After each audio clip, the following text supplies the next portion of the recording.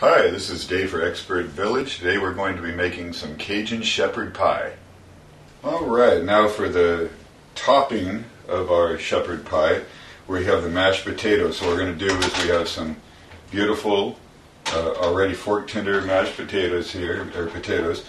I'd like to add a nice big old chunk of butter right in there. You see how it's melting down right away.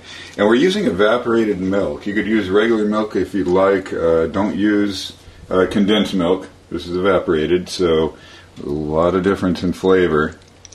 This isn't sweetened. So I like to put about a half a can in there just to see how it's looking when you mash them. We can always add some more later. I like to add a little bit of white pepper into it.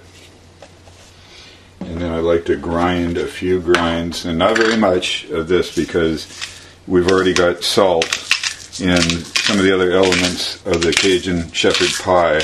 But just put a couple of grinds into there.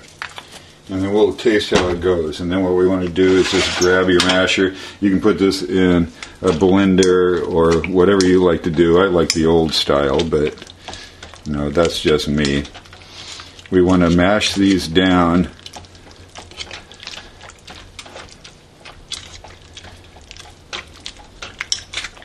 all the way, because these are going to end up being on top of our shepherd's pie. We want these nice light and creamy, because then it's easy to cook on top.